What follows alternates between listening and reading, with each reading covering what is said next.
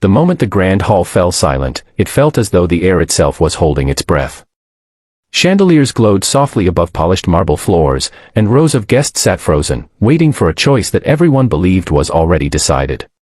This was not just a meeting of status and tradition, it was a moment that would quietly change lives forever. At the center of it all stood a man of power and a family desperate to secure its future, unaware that the simplest act of honesty was about to disrupt everything they thought they knew. Before we go further, if you believe in kindness, second chances, and stories that remind us that true worth goes deeper than appearances, please take a moment to like this video, share it with someone who needs hope, and subscribe to Kindness Corner. Also, tell us in the comments where you're watching from. Your support helps these stories reach more hearts around the world. The Duke, named Alaric Hawthorne, was known across the region not only for his wealth but for his quiet principles. He had inherited a vast estate, generations old, along with a reputation for fairness that felt rare in elite circles. When he arrived at the Whitmore estate that afternoon, everyone assumed his purpose was simple. The Whitmore family had 2 daughters, and tradition dictated that alliances were formed through appearances, prestige, and social approval. The elder daughter, Celine Whitmore, was admired everywhere she went, her beauty praised, her confidence celebrated, her presence always noticed. The younger daughter, Mara Whitmore, stood just a step behind, often overlooked, her calm nature mistaken for insignificance. Mara had learned early in life how invisible someone could become without ever leaving the room. She carried herself with quiet dignity, never demanding attention, never interrupting conversations that flowed past her like she wasn't there. While Celine was guided toward ballrooms and admiration, Mara found comfort in the estate's gardens and libraries, learning to listen rather than shine. Their father, Aldrich Whitmore, a man deeply concerned with reputation, believed success was something that could be displayed, not something that grew quietly within. As preparations were made for the Duke's visit, the household buzzed with unspoken expectations. Every glance, every carefully arranged detail pointed toward Celine. Mara noticed it all, yet she said nothing. Years of being sidelined had taught her that silence was safer than hope. She did not resent her sister, but she understood her place, or so she believed.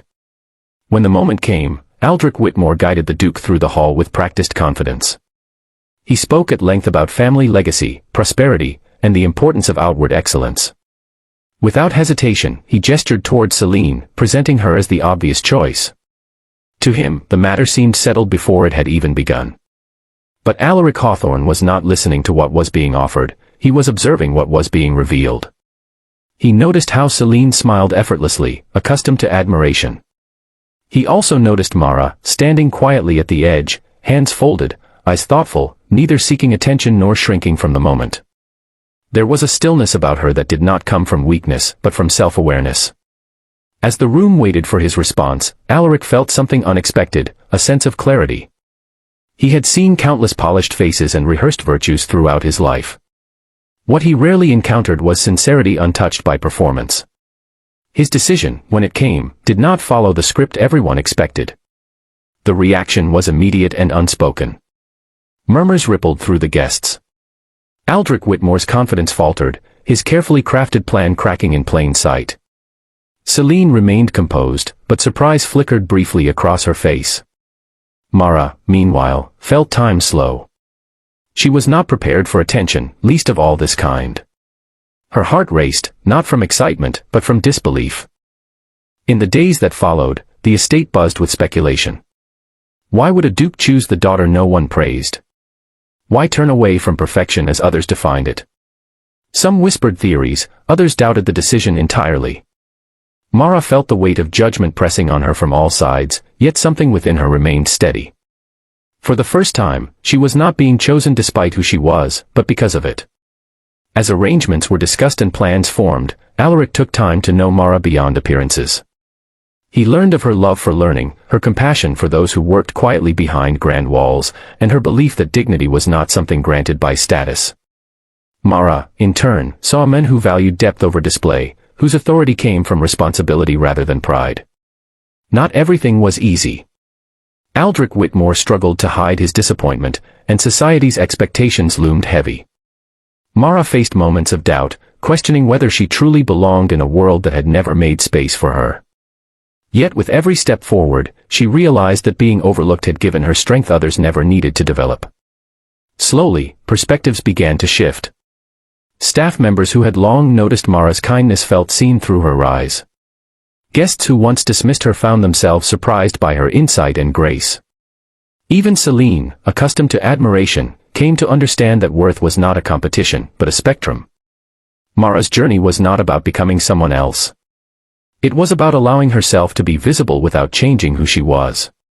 She learned that rejection had never defined her, it had prepared her. And Alaric, in choosing her, had not rescued her, he had recognized her. As the seasons changed and the story spread, the tale became less about a duke's unexpected choice and more about the quiet power of authenticity. People spoke of how true value often stands silently, waiting for someone willing to see beyond the obvious. If this story is touching your heart, please pause for a moment and engage with it, like the video, share your thoughts, and let us know if you believe kindness can change destinies. Near the end of the celebration that marked their union, Mara looked around not with triumph, but with gratitude. She had not been chosen because she fit an image, but because she embodied something real. And that realization, more than any title or recognition, was her greatest reward. Before this story ends, we have one special request. Please comment the word "seen" if you believe that quiet hearts deserve recognition too. Because sometimes, the most powerful choice is not the one everyone expects, but the one that finally sees the person who was always there.